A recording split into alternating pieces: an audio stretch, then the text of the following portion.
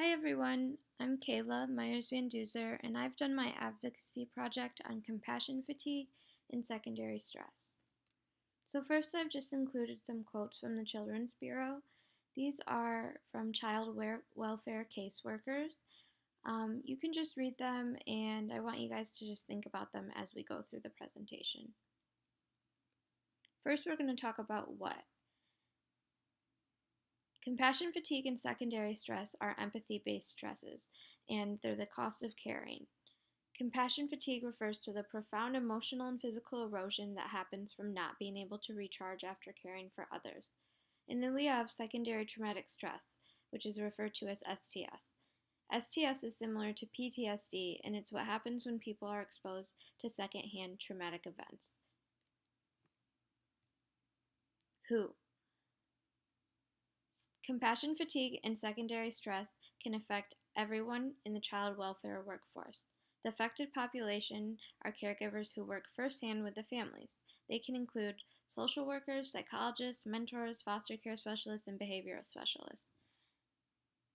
Certain populations are at higher risk. These workers include younger workers, lower education workers, workers with history of psychological disorders, and workers lacking good quality social support. Why? Compassion fatigue and secondary stress happens when secondary exposure to trauma meets natural human empathy. Oftentimes, the prolonged stress of working with vulnerable populations and in stressful environments leads to negative emotional and physical effects. These effects can have negative outcomes for the workers' lives. So, the present state of compassion fatigue and secondary stress treatment is it's okay. There's ample literature and research on the topic of compassion fatigue and secondary stress. However, the awareness is not as great. Child welfare workers are oftentimes viewed in a very negative light, and their enormous emotional sacrifices remain overlooked. I will say that this goes for all caregivers, I believe. So I just wanted to add that too.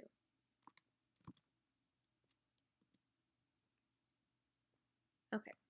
Most of the responsibility for the relief of compassion fatigue and secondary stress lies on the child welfare workers themselves. Workers are encouraged to practice good self-care, set healthy boundaries, and cultivate healthy support systems. Oftentimes, though, this is not enough, and workers may need some external help. There are existing treatments for compassion fatigue and STS, and they include cognitive behavioral therapy, stress inoculation therapy, vicarious resilience training, debriefing, and psychoeducational seminars. Some of these treatments, however, are time-consuming and or pricey, so people who are very busy in their jobs, such as child welfare workers, are not as apt to reach out and get these services, which is a problem that we are facing right now. So a future goal is that we focus on changing the cultural and climate ideas around child welfare workers. We need workers to be able to come to work every single day and feel supported and meaningful. In the future, it is important to up the awareness of CT and STS and make treatment more accessible and socially acceptable.